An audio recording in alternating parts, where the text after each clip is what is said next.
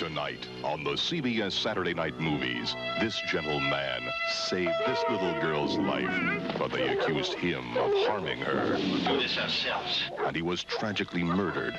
Now, one by one, the men of this town are dying. Who is his avenger? Is it the dead man's grief-stricken mother? They killed my boy! The little girl who loved him? I know what you did to Baba. Or could it be the Scarecrow? Dark Night of the Scarecrow, coming up next.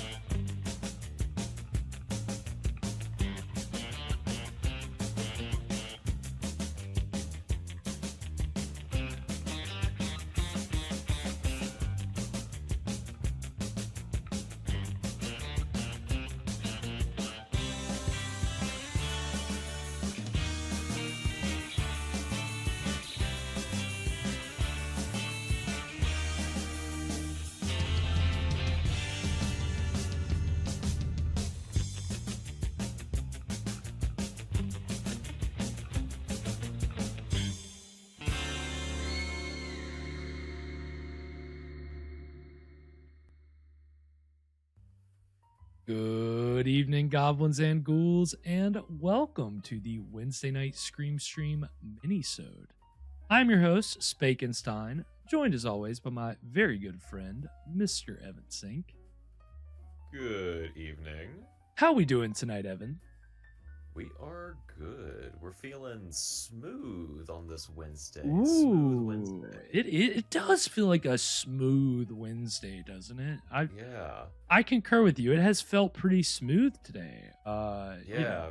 Got a bunch of turpentine all over my hands earlier. It's been smooth all evening. Smooth or slippery, Evan? Which are you? What's going on over there? Yeah, no, I feel you, man.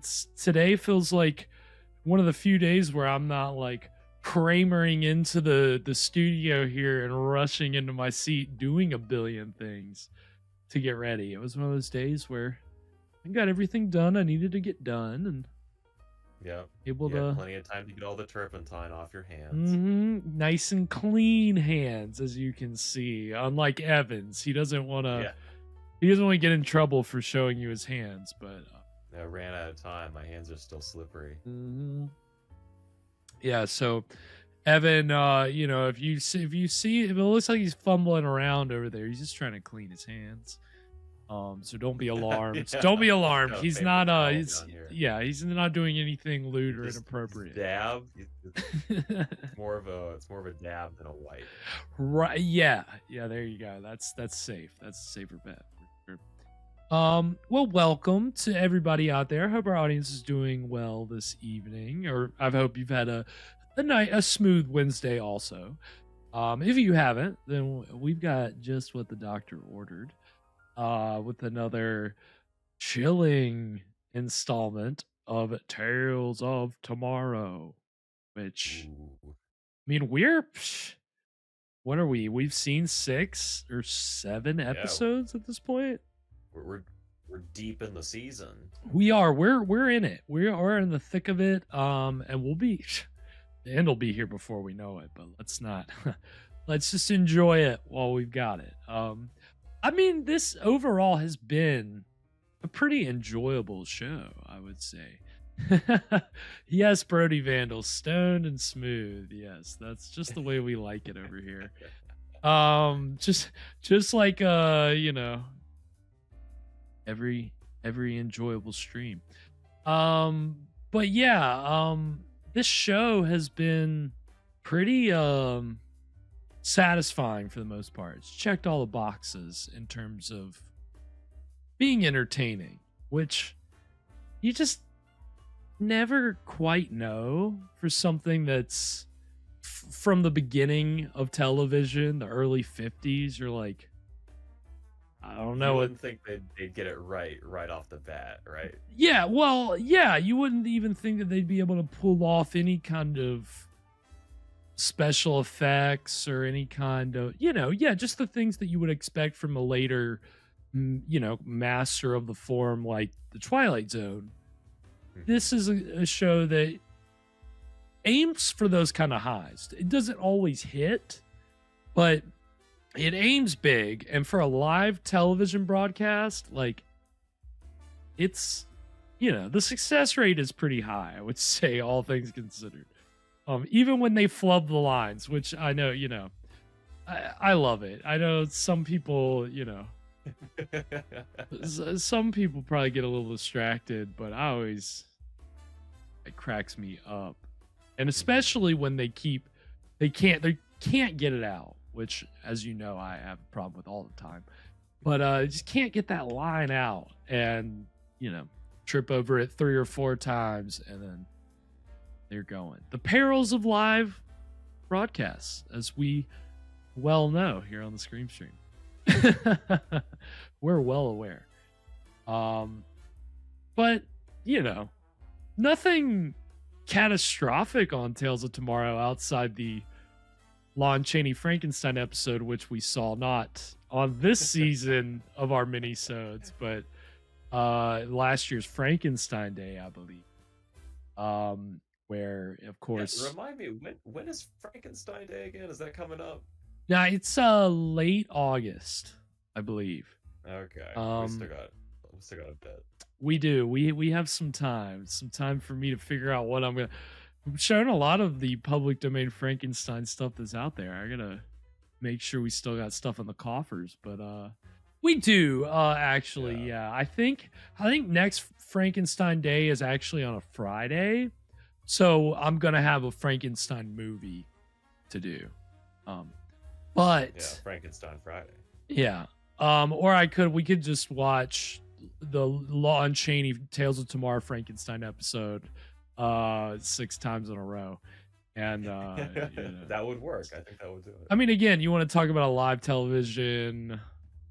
It's not a disaster. They avoid disaster. But if you know the story, you know that Lon Chaney allegedly may have been imbibing while he was getting in makeup. And as a result, just kind of his performance is a little strange in some places. I wonder what he was imbibing. It's in this article that I read back when I'm sure I talk about it in the episode. So if you want to go check it out, it's over on our YouTube page at Scream Stream Live. Like and subscribe.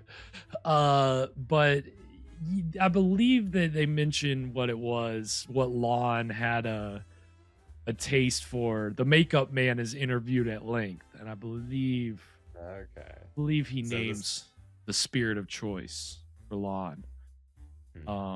So I mean, again, this is live TV, and this is almost like an SNL style thing where you spend all week like rehearsing and getting ready for this live broadcast, and then this would go live at 9:30. They would film live at 9:30 p.m.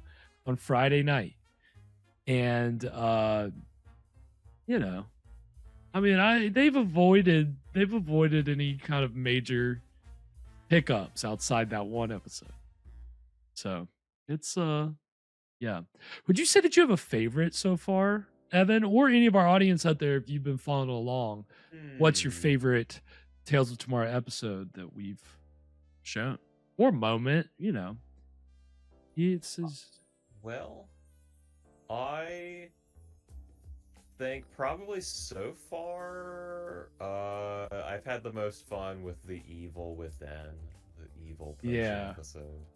That was a lot of fun. That was definitely a departure from the more kind of alien, outer space, time travel loop that we kind of found ourselves in. Hello, Kathy. Hope you're doing well this evening. What's up, Kathy? Yeah, I would definitely say that episode is a favorite of mine as well. It's nice when they kind of take some big swings in that episode, for better or for worse. There's some pretty ridiculous logical swings in that I'll never be able to get over, but that's part of why I love it. I'm kind of hoping that tonight's episode is a big swing, because just from the title, I'll- sounds ridiculous. I will tell you, Evan, that there's a little bit in an extensive article about the show. There's a little bit about tonight's episode, which is entitled "The Fury of the Cocoon."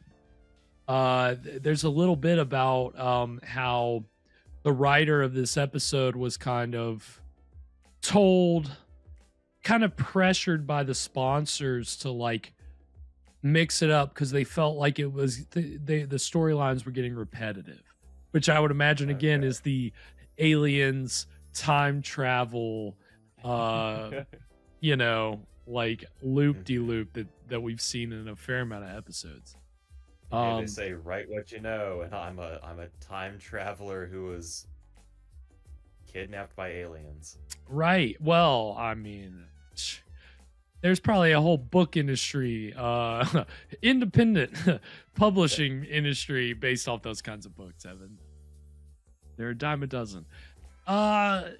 Yeah. So, but the creation of this episode was in direct response to like the sponsors saying, "Hey, give us something. We need better ratings. We need something a little different. Like, wow us. What you got?" So, the Fury of the Cocoon sounds pretty dang interesting. What could it be? Who knows? What's gonna come out? I don't know. Yeah. I mean, hopefully we're entitled to some scares this evening. I mean, last week's episode was creepy. It wasn't necessarily scary. We had the Dune Rollers before that. That was kind of scary. You know, it was. Yeah, that one was pretty neat. I mean, we've had a few with monsters so far, and I think we're in store. Anytime we get a monster, I'm down with It's a that. good episode. Yeah, it's kind of like the X Files. You know, if you're getting a Monster of the Week episode, get ready to have some fun. If we're going just the regular storyline, prepare to be a little bored. You know, and again, regular storyline here: aliens, outer space, time travel. So we get some monsters, a monster. It'll be a good time. So very excited for this. Yeah, I mean, again, Fury the Cocoon. Anything before we get into this tonight, Evan? This cocoon's full of turpentine. Oh, why is everything so smooth in here? I mean, likes to have a really nice decor in that cocoon. Well, on that note, Evan, if you've got it queued up, I do. then we are going to go ahead and get into the exciting beginning of Tales of Tomorrow: The Fury of the Cocoon right now.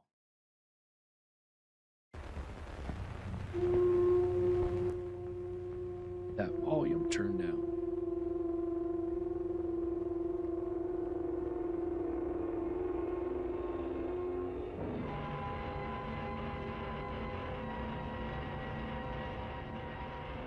Tales of Tomorrow. I wish they would say it. They don't always say it.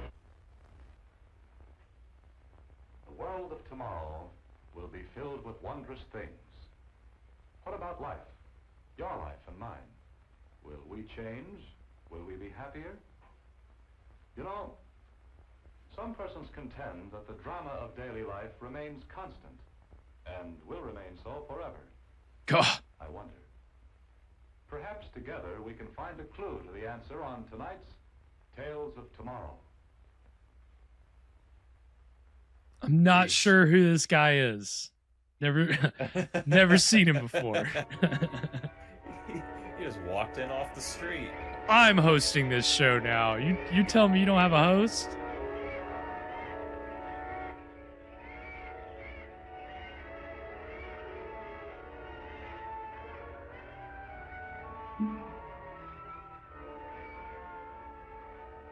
Ooh, in the jungle.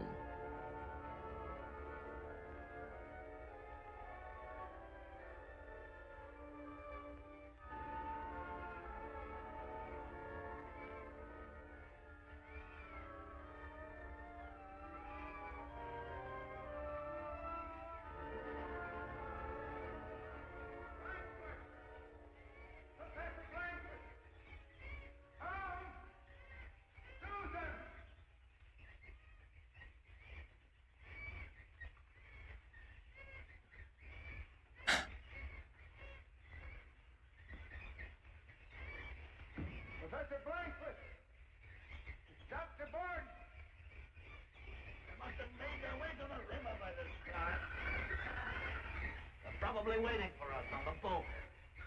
You just better hope they are, Bernie. Huh? What does that mean? You know very well.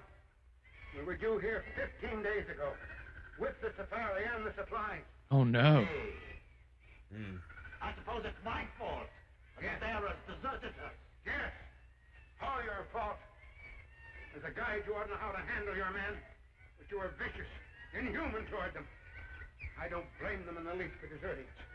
And what's more, when we get back to civilization, I'm going to press charges against you. Oh dang. Are you now, really? I wouldn't say that when you're still stranded with them out in the wouldn't middle. say that When we get back to civilization, In the jungle. only it'll be I who'll do the pressing. When I'm finished, you'll see every last deserter strung up to the highest scaffold in the north. That I Jeez. promise. Oi! Oi! Get a move on! They both have guns. Get a move on! Stop it! Isn't it enough you've got him carrying your gear, too?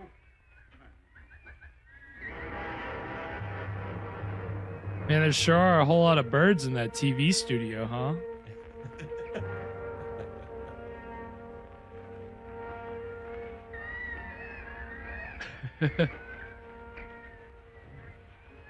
Well, here's the crater. Tom! Susan! They were here, they'd have answered long ago. We only had food enough for 10 days at the most. I hope we're not too late. Well, there's one way to find out, for sure. Hmm.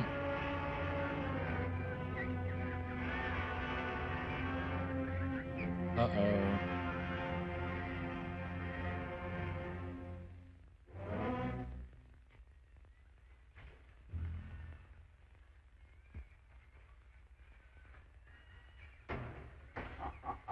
See? What did I tell you? Plenty of food. They're probably waiting for us on the boat this very minute. Let's get going. No, we'll spend the night here. Why? Because it's still 6 long miles to the river. We can cover that in a couple of hours. No, the boy is completely exhausted. So am I. We'll spend the night here. All right. What's a quick 6-mile walk through the jungle? Oh. And look at that cocoon. What is it? Paper mache. Looks like a dried out watermelon. Oh man, look at us on the same wavelength. I'd almost think it was a cocoon. A cocoon. This is strange. Specimens of the meteorite, papers, notes, instruments. They're all here. I've always thought cocoons look like tiny watermelons. There. I want you to try eating one and tell me if it tastes like a watermelon, Evan. They must still be here. Somewhere. Uh-oh.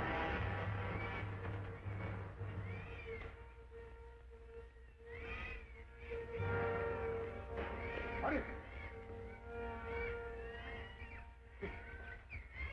It's Pine Trip. Tom Pierce.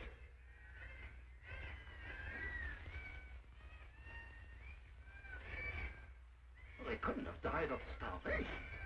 There was plenty of food. They didn't die of starvation. Their throats are pierced. Some giant leech of an animal has drained them of every drop of blood. Ooh, nice. We've got a chupacabra.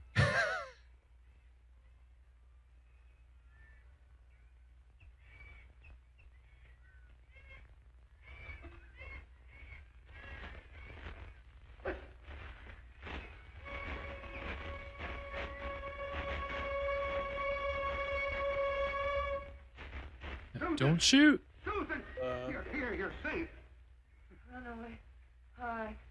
There are hundreds of them. Run. Hundreds? Hundreds of them. Huh? Uncle John. Run. Hide. There. There they are. There. Susan! Susan!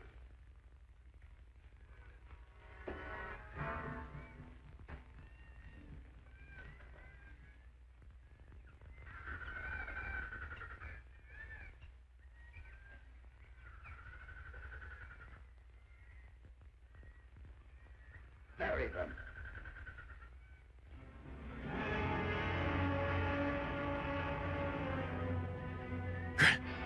Yeah, Brody Vandal. That's definitely what it's got to be.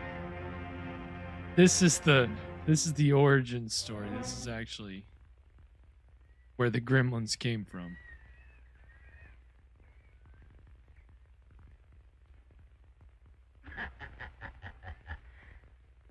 Tell me, Gordon, was this Professor Blankforth all right? What do you mean? Listen to what he says here. August 3rd, the creature died this night. Conclusion, it could not have been of earthly origin. By some miracle, the meteorite brought it here. A sample of life beyond our universe in the form of a monstrous, invisible...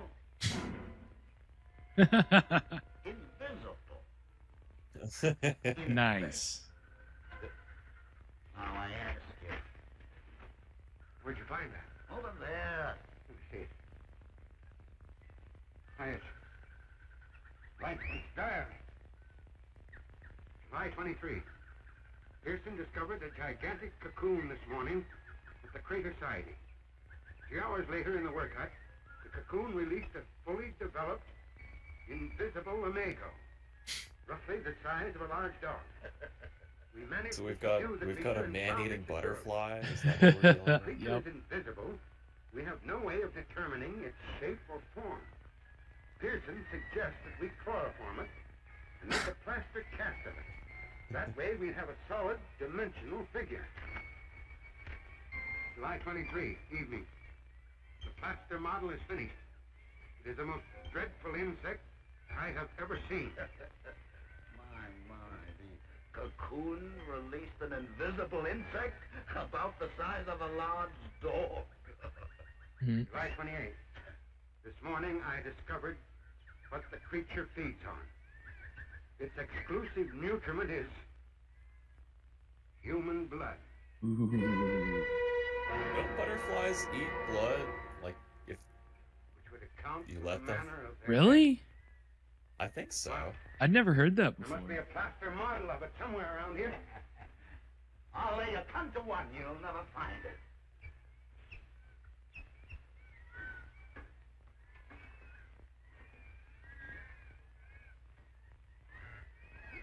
Uh-oh. Uh-oh. Uh.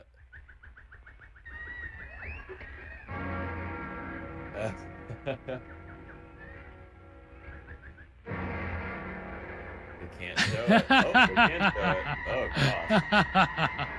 E.T. It does look like E.T., yeah. This is With fangs. this isn't Chupacabra. The boy, hurry! Not me. Uh-oh. Who knows what's out there? Not me. What is never. Oh.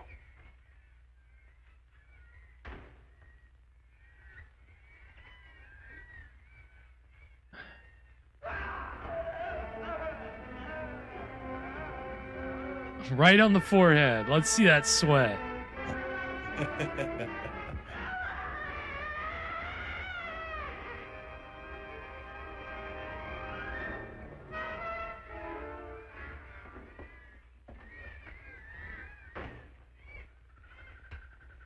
Yep, there you go. Just something to take the edge off.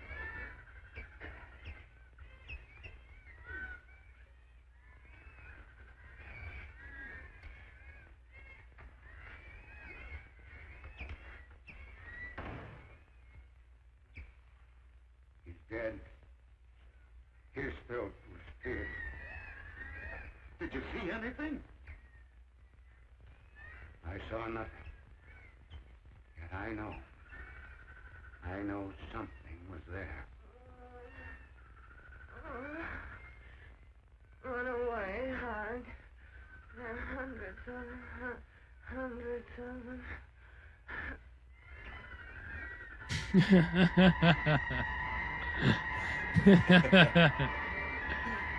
There's nobody for you to look at, bro. Ah!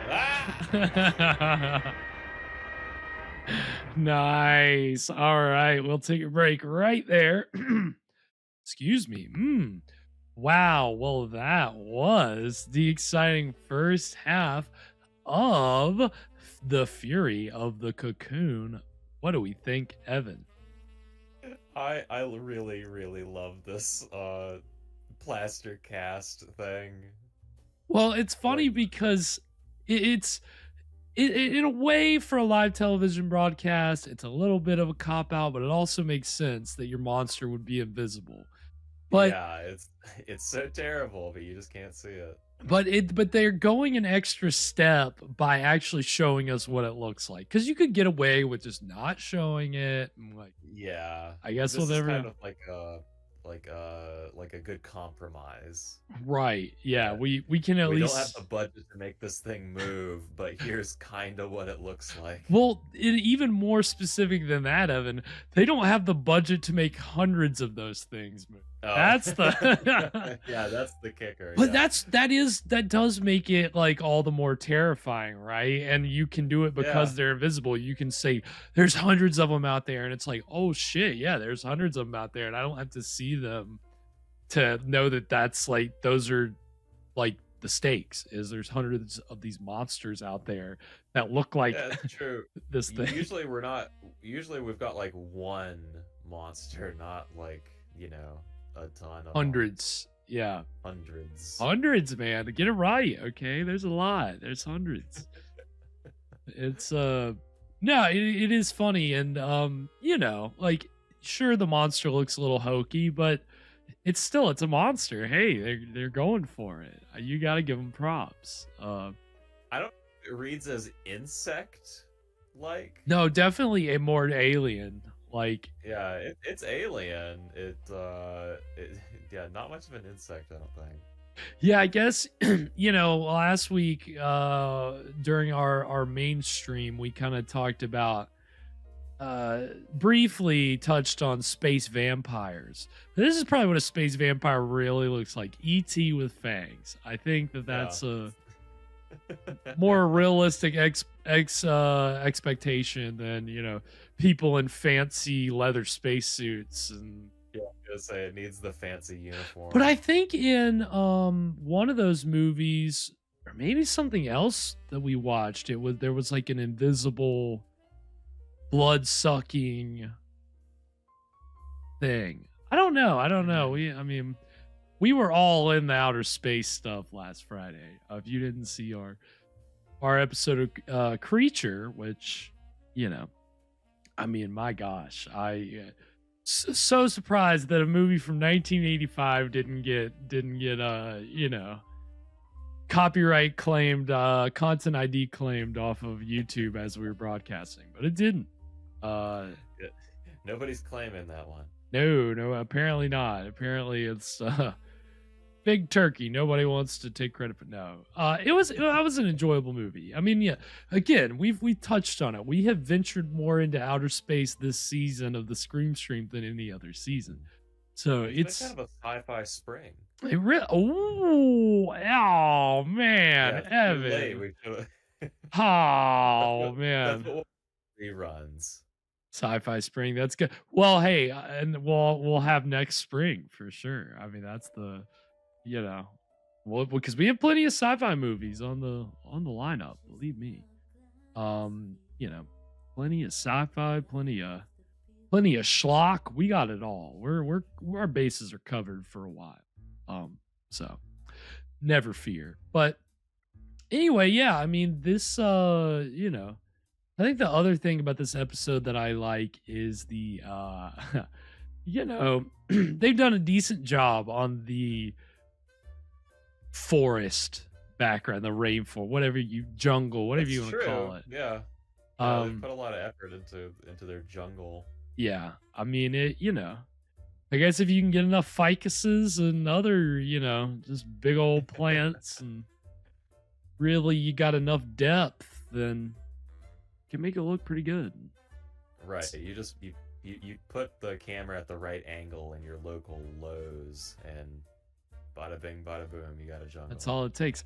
Well, I mean, it's funny because you think we've had episodes that set on like, set in like a island like area. We've had an episode on Mars, and the sets have always been pretty, sparse. Not always not always the greatest, but they're selling this one, I think. I'm buying what they're selling on tonight's episode, which whether it's jungle or watch bands or carpets, I'm here to buy. Sign me up. Unfortunately, I don't have any Chrysler watch band or Maslin carpet brand commercials to show you for our break tonight. I know that's everybody's favorite part of these episodes, mine too, but ran out of them pretty quick. I mean, we might get it at another episode or two that has the original commercials with it. But until then, I'm just going to find people connected with the episode that have interesting things. So, tonight's episode, the person we're spotlighting with our pre-roll and our break is the writer of tonight's episode, Frank De Felitta. I don't know how you say it. De Felitta, I don't know. But Frank De Felitta was I don't know. He wrote in all kinds of different genres, but he started out in television. And then in the 70s, he wrote a couple novels, like horror novels that were I believe bestsellers and went on to be made into movies. One of which is the trailer we're going to see for our break, which is it is entitled Audrey Rose, based off his novel Audrey Rose. I believe he wrote the script for it. And I think it's a story of reincarnation, I believe. Okay.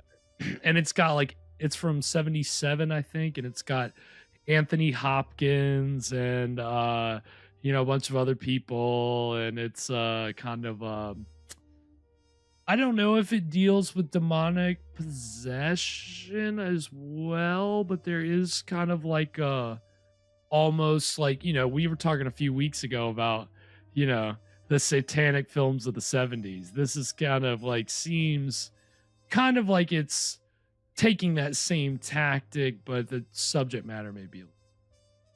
And he had another book called The Entity, which got made into a movie. Yes, he Brody Vandal. I haven't seen it, but I've heard good. It's the director is Robert Wise, who directed in all genres. He did everything from the original The Haunting to The Day the Earth Stood Still to the first Star Trek movie. He was Robert Wise was a pretty wild director, but the writer of the story, and I believe he adapted his own novel for the script for that movie. Frank De Felitta also directed the TV movie trailer that we saw in our pre-roll, the TV movie Dark Night of the Scarecrow, which I think he wrote as well. And that's apparently a classic, like one of the all-time classic horror TV movies. I think it was made in like the early 80s. And I haven't seen that one, but I've heard good things about it. I know it's got a fandom. But so this obviously tonight we've got an interesting story. You can tell it's kind of like coming from a writer who's trying to get your attention, right? He's bringing out the big guns. Right. So we're going to honor the writer of tonight's episode by watching a trailer for one of his films. And then when we come back, we're going to get into the exciting conclusion of The Fury of the Cocoon. So stick around. We'll be right back. The mother, the father, the child, the stranger. He's going to harm us. It's Ivy he's after. The past, the present, the nightmare, the terror, I saw her burn her hands on a cold window. the movie.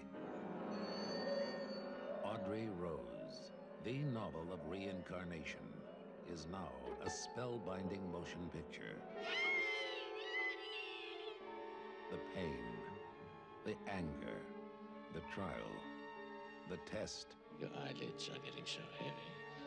the question, Audrey. the answer, Never the child! the torment, the truth. We're both a part of this child. It will alter your ideas about life after death forever.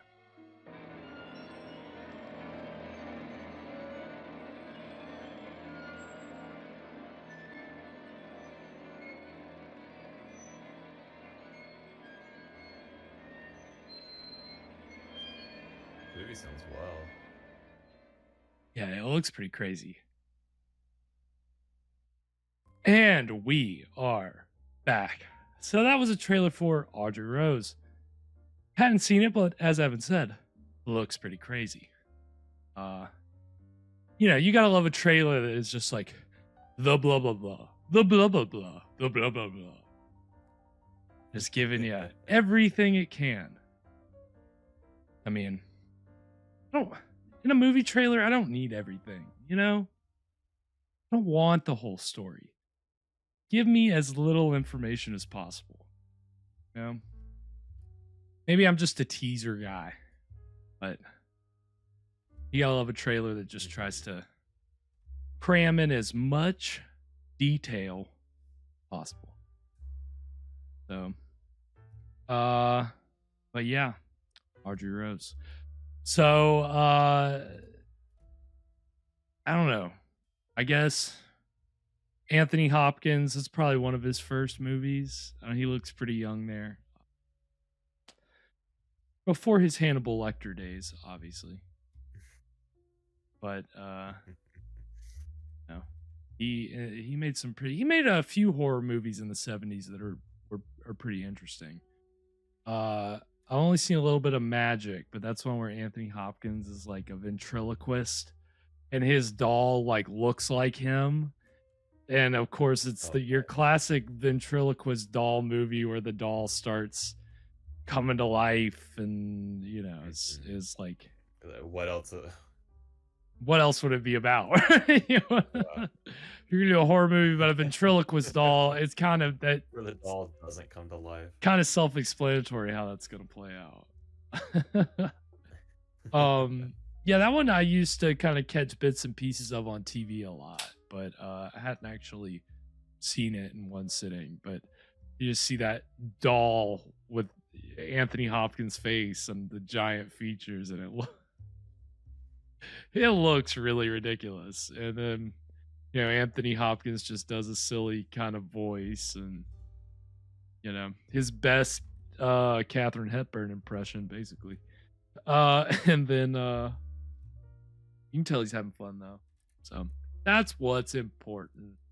Actors If your have ventriloquist dummy comes to life, is it entitled to a share of the profits from the show? Oh, I guess that's you're yeah, your partners at that point, right? 100%. Yeah, he needs his cut. Now, could he get screwed on the contract on how they split the payments? Sure, like he probably gets like 60. He probably gets 40%. The human gets 60%. Right, because puppets are a second-class citizen. Right. What do they need money for? Yeah. Let's find an attorney who's ready to go to court for ventriloquist dummies' rights to earn from their performances. We need someone who specializes in puppet law. Well, you know that for the like bigger time ventriloquists that there's got to be some kind of insurance or something. The doll's got some money going. Right, Brody Vandal, the Charlie McCarthy clause, lest we forget that that I believe that Edgar Bergen did leave money for his dummy Charlie McCarthy and nothing for his daughter Candace Bergen, who is an actress who is still with us today. But very famously, she and her father had a strained relationship because he treated the dummy more like a child than his own child. So one of those classic showbiz parent horror stories, you know. My father's in love with his ventriloquist dummy. That sounds awful. Imagine being jealous of a puppet. Well, I mean, you know, it would suck. I mean, come on. It's a dummy. It's literally a dummy. And you're playing second fiddle to the dummy. You know, it's your like arch nemesis. yeah, that feels like a bit. With that feels like a bit in a show. Yeah, I'm sure that's. I've seen that in something. I can't think of it off the top of my head. But maybe I'm just thinking of Arrested Development in Franklin. Maybe that's what I'm thinking.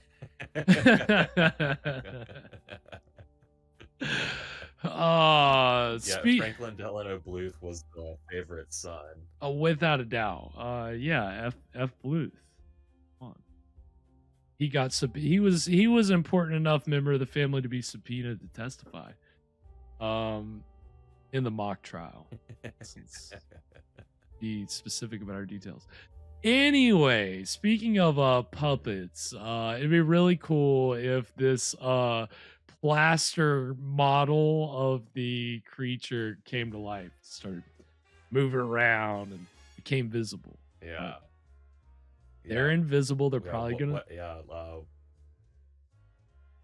Like it wasn't a plaster model all along. It was actually the monster. Right. It was just holding that frozen pose as long as it could till everybody had let their guard down and ready to spring into action. That'd be good. They'd scare me. Nobody would see it coming. I mean, yeah, it's plaster. Sure. I'll believe it when that thing gets knocked over and cracks into tiny pieces. Then I'll believe it. It'll probably happen at some point. Speaking of, what do we think? How do we think this is going to shake out? Oh no, what was your question? How do you fight an invisible butterfly? Well, I guess bug spray doesn't really. I mean, that's usually. No, but you need like a spray. You gotta need some of the strong stuff for this thing. Yeah. You need a spray gun that you can put turpentine into, and then you spray it, and it'll give you an outline. You'll be able to see it, but it's not coming off. No, but in this case, there's hundreds of these things. So even if you could see, like, make them visible to you, good luck fighting off 100 of these little bastards. I mean, they're vicious. I think in that scenario, the only thing left to do is form an alliance with the aliens. Prove that you're useful enough to keep alive, and then you get Stockholm syndrome. And that's when things really take a turn. They take a turn because you've devoted yourself to the aliens, and then they just drop you off and leave you behind. Please take me with you.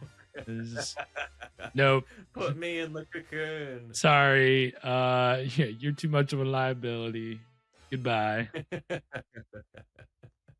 You gotta love no groupies. Cold, heartless aliens. Cold, heartless bastards. I mean, we're dealing with bloodsuckers tonight. I mean, come on, let's get real. These are bad guys.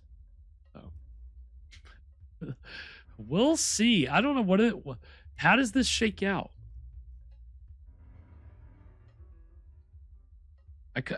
What do you? what? I don't know how this ends. I could not tell you. Like, usually in this episode or in these episodes, you can kind of, you know, you can kind of make a guess as to what's going to happen. And Yeah. I mean, every once in a while they'll pull some surprises, but I mean, Yeah, I don't know. There's gonna have to be like a pretty big twist of fortune for them to fight off like 100 of these things. right. I mean, if anything, I guess it I would. think,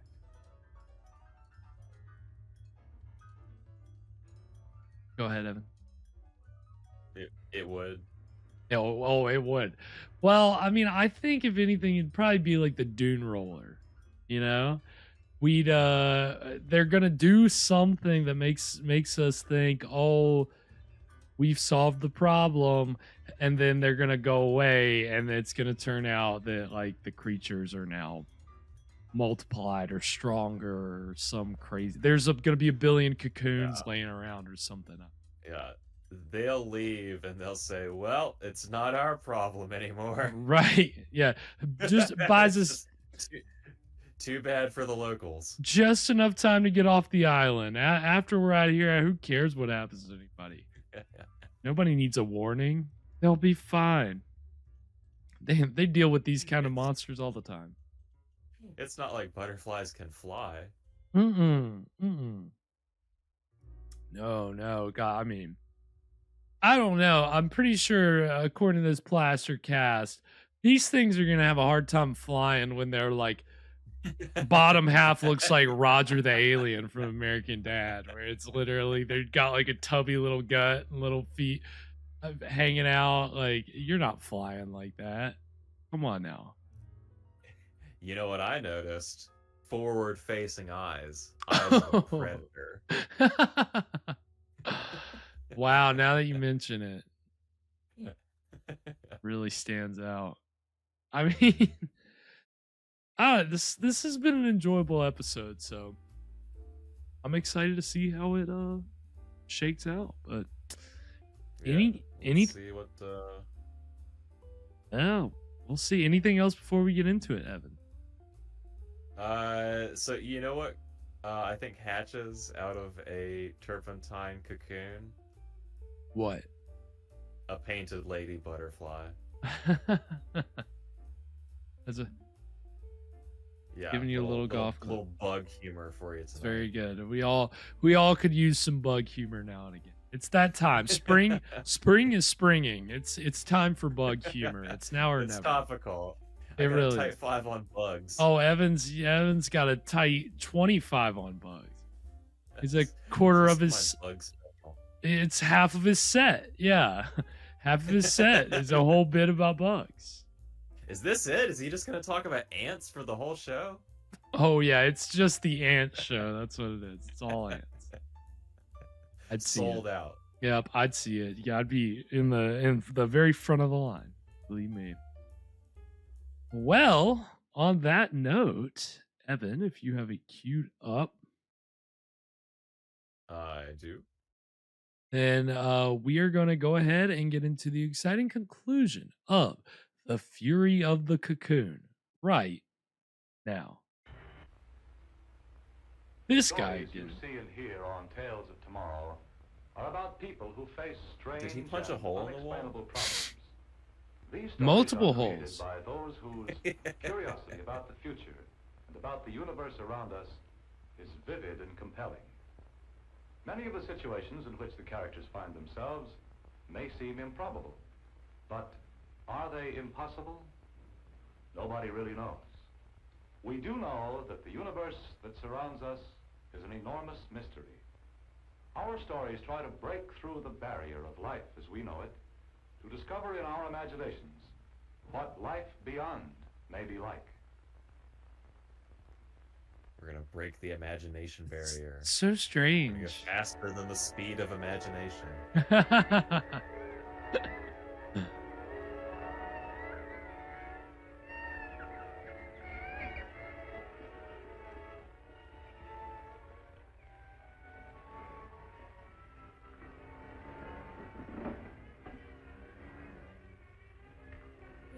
At least they've got plenty of Chef Boyardee in there. On that shelf.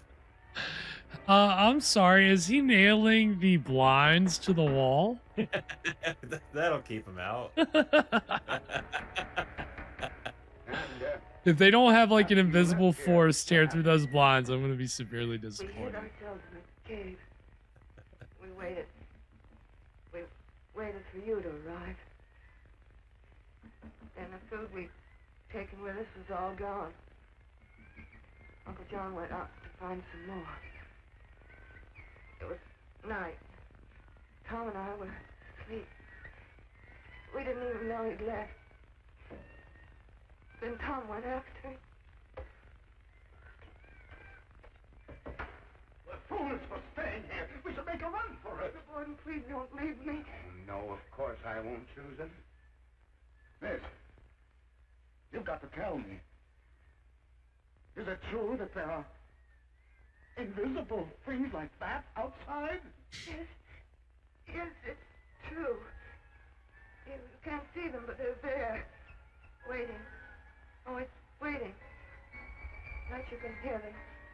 Hundreds of them scratching, growling, trying to get in. No, Susan. Hasn't she been through enough? What about me? Do you think I like this? If they're invisible, how do we know they're not in here already? Well, there are dozens of places right in this room where they could be hiding. Uh-oh. And then I started blasting. If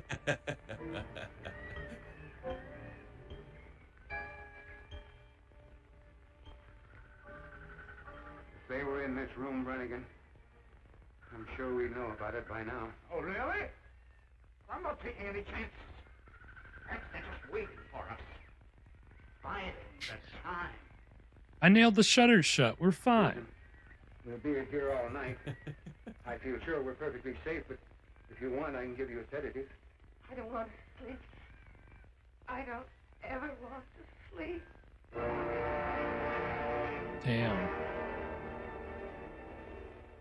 Just prop the wicker chair up in front of the straw door and you'll be perfectly safe.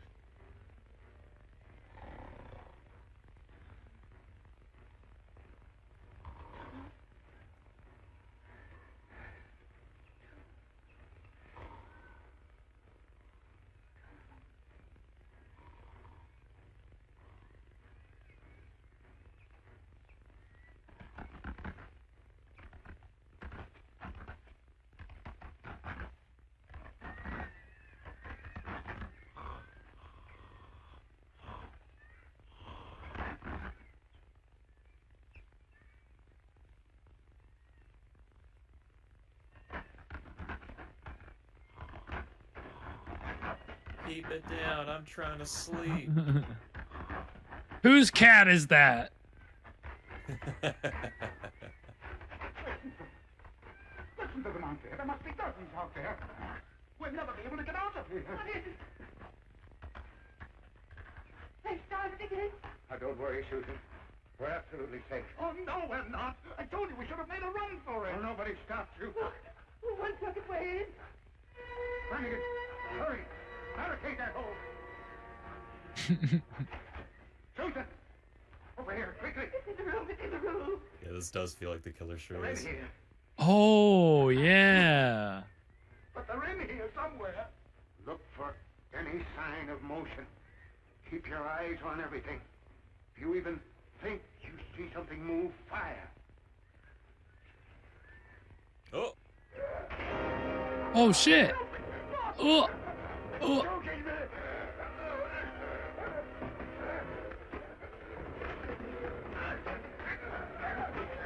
Well, they're pretty much done for then, right? Yeah, I mean, at this point. Tie it up. Tie up the bug. Hold it tight while I find it. You might give it a large one of kill it. Cast the rope underneath. We'll hold it hostage. Tightly. It's struggling. Yeehaw! The rope to hold it. Now, let's carry it to that cot there.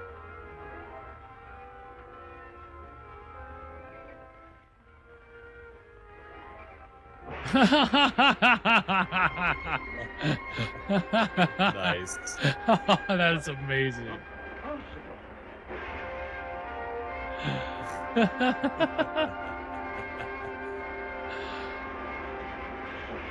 I love that.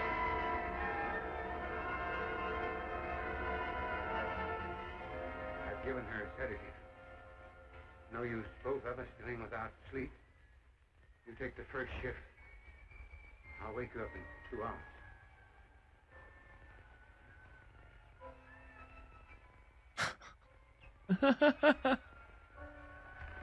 It's simple but effective.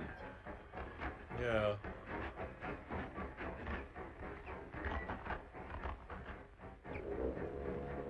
Oh no, don't fall asleep, dude.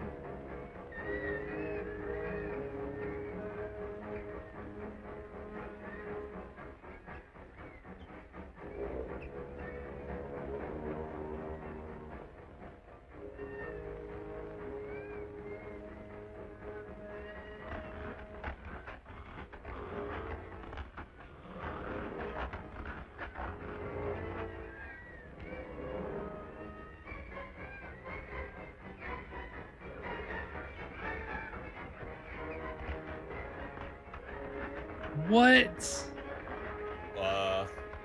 No! What are you doing? Gotta get out of here. Get to the river. But there are hundreds of those creatures out there. I don't care. I'll take my chances. Flanagan! Immediately Flanagan, come dies. back here! Flanagan!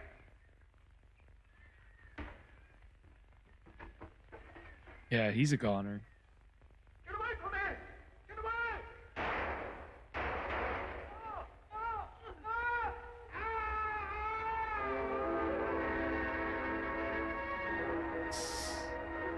Damn.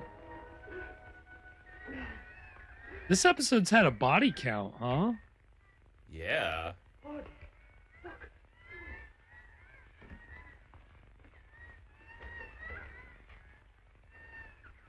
Yeah, we've had more bodies in this episode than we've had in some movies. Yeah, it's very true. Do you think this did it?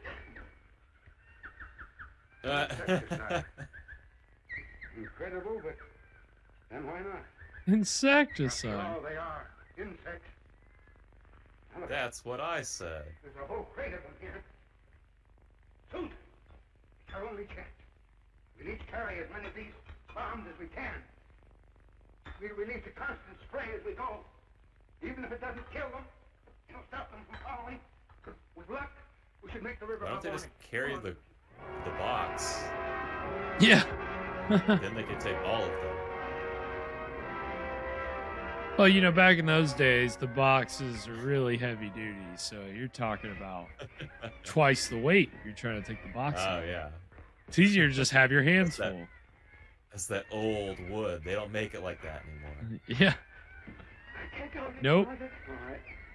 You rest a while. God, look at that thing spraying out. That's wild. Good old-fashioned aerosol. You'll inform the authorities.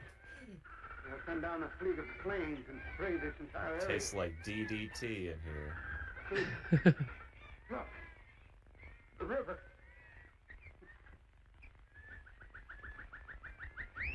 Oh, John. Come on, Susan.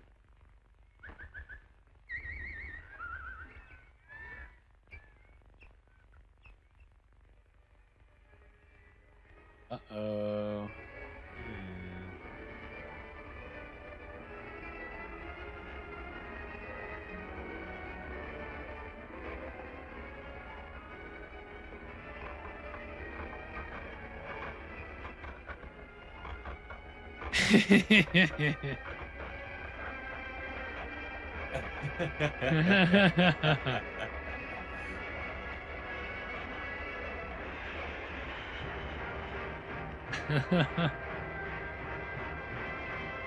Wow. Okay. Tales of Tomorrow. Oh, this guy. Apart from Earth, is there life in the universe? Nobody really knows. But it is possible that in the space beyond us there is life, that there are other suns giving warmth and life to worlds like ours. In the years, in the ages, in the eons ahead, we may find the answer to our questions. We may find that in the space beyond us, beyond the stars, there are worlds with life far richer than our own. Tales of Tomorrow speculates about such a future. Next week, same time, same station, another gripping story on Tales of Tomorrow. Wow. You Okay. think that guy gets so worked up over sci-fi that he punches holes in the wall? Yeah. He's like, this one better be good, or I'm just gonna. So there's been at least two that he really hated.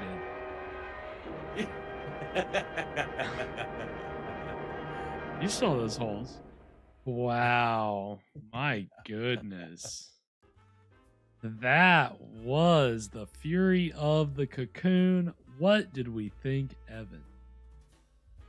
That was pretty fun, I gotta say. I like all the like invisible creature, invisible, man kind of effect they were going for. I'm glad that they at least, did a few different things, because they could have just done nothing at all.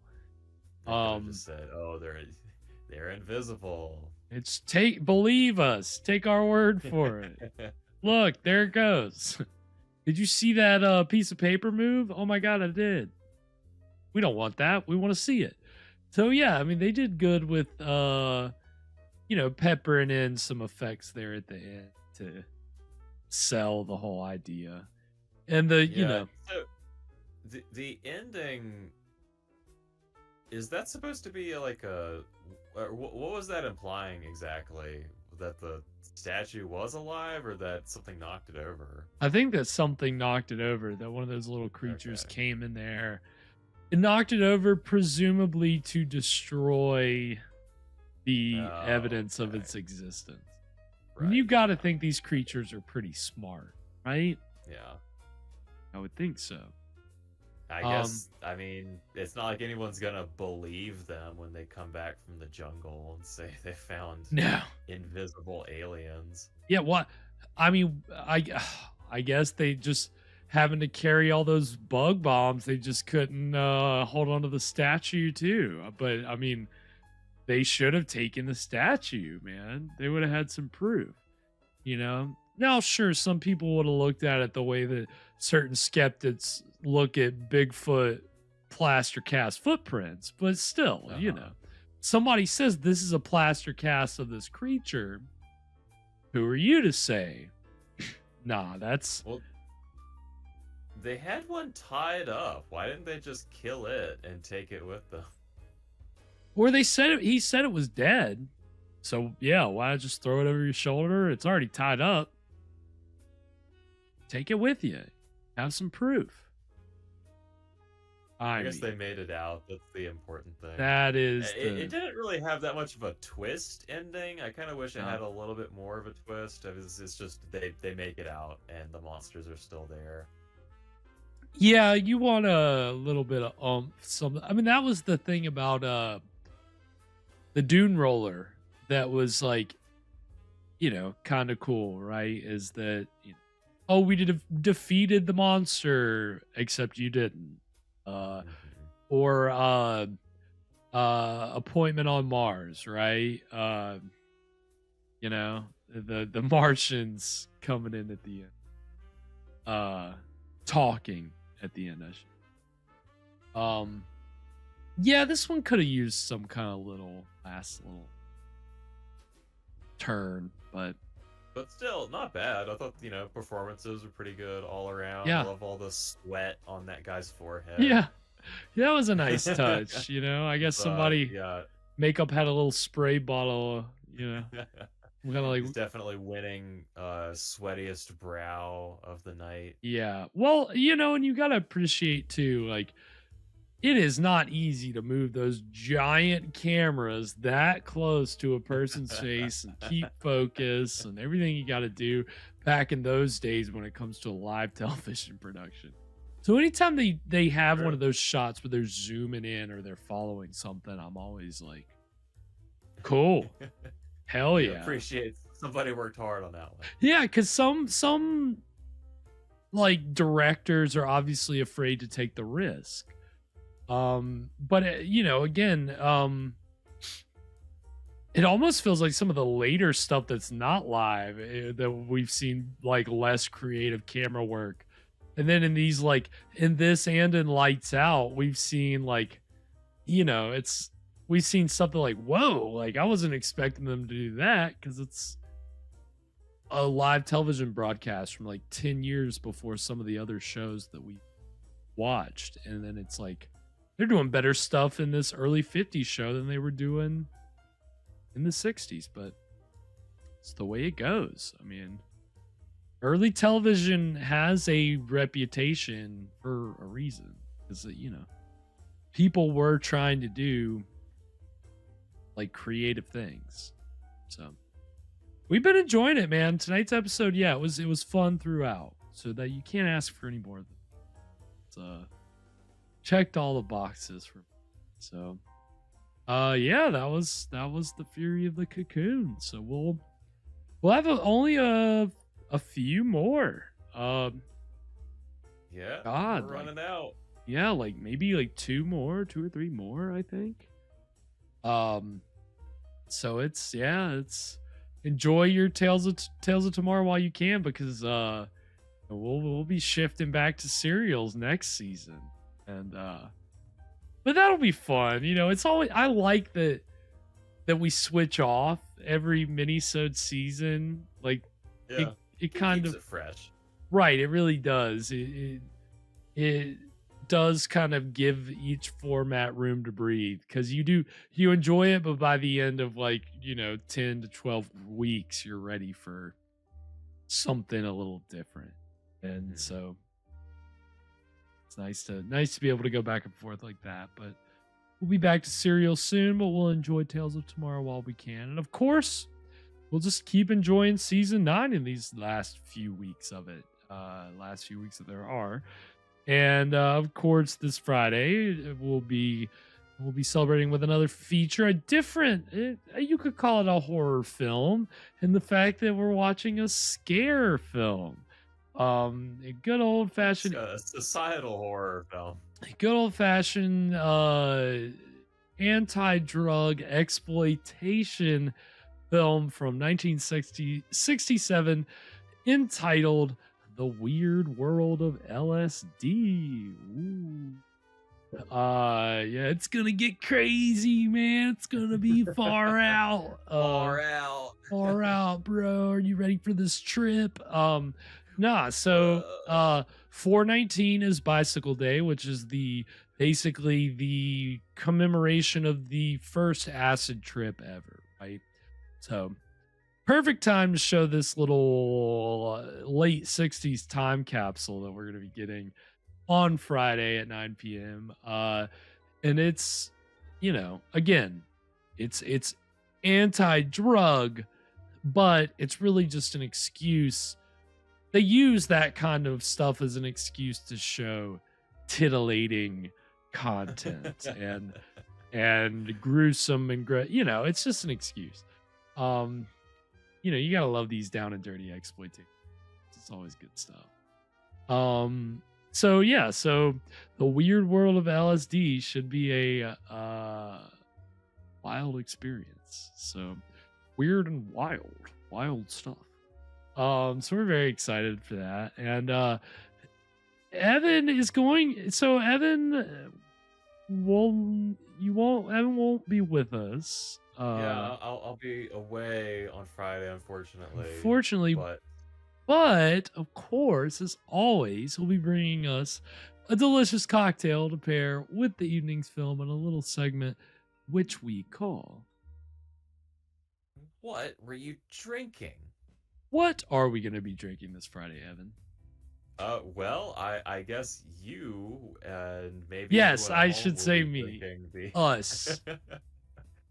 We'll be drinking a little something I'm whipping up, or something I've thought up and you'll have to tell me how this is.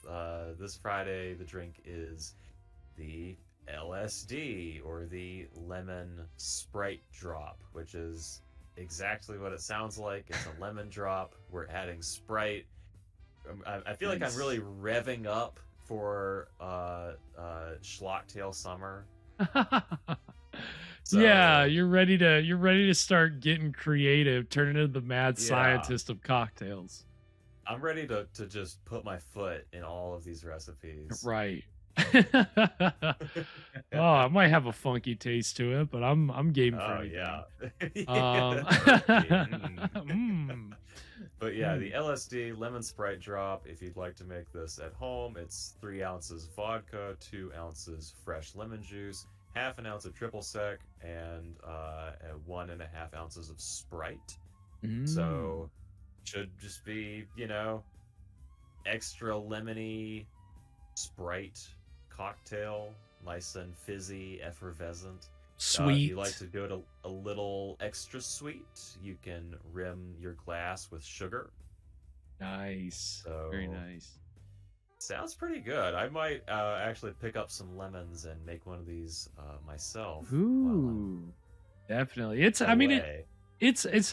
especially as hot as it's been in our neck of the woods. It's the time of the year for these lemony type of beverages. Start cooling. Kind of thing you can sip on your veranda. Ah, yes, on the veranda, right?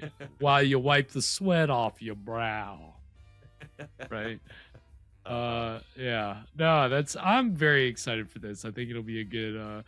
I've heard that lemon is a good counteractant to the mind-numbing effects of LSD, which will technically be subjected to through the realistic approach of this film. So hope that so you keep your mind safe with keep yourself centered, keep yourself grounded with the LSD cocktail. And of course, if you need that recipe later because you want to buy the ingredients and make it on Friday, you can find that recipe over on our Instagram page. We're over there at Scream Stream Show. We're on all the other socials at Scream Stream Show. Of course, we're on YouTube at Scream Stream Live. You can check out all of our past episodes, all of our past mini-sodes, catch up on your Tales of Tomorrow,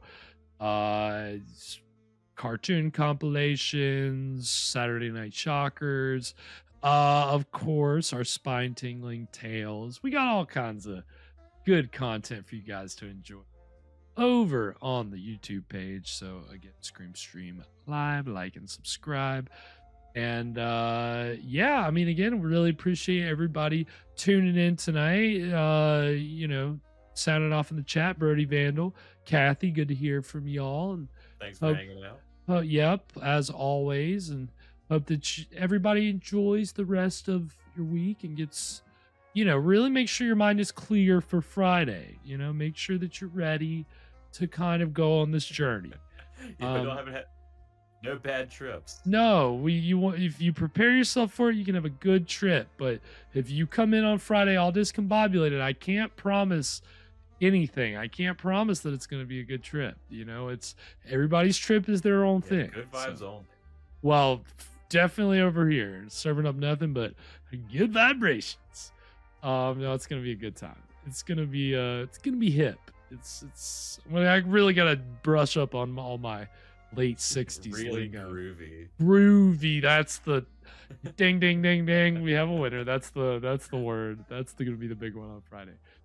Yeah, and of course, if you want to follow us on the socials, you can find me over on X at Spakenstein, and Mr. Evan Sink is on X and Instagram at Caligari Cursed. Anything before we sign off tonight, Evan? Do you think that Bug destroyed that statue? Maybe not because he was trying to keep the secret from getting out. Maybe he just felt a little self-conscious about the way he looks. Yeah, he was like, this was just a bad artist. I don't really look like this. This is a this doesn't capture me. I don't look like this. yeah. There we go. That's what we needed. We needed some goofy ventriloquist voice actor to voice the inner thoughts of these creatures. But hey, maybe we'll get there in another episode. They'll get the formula down. But Yeah, we'll save that one until tomorrow. Until tomorrow. Well, until Friday. Sweet screams, everybody. And to all, a good fright.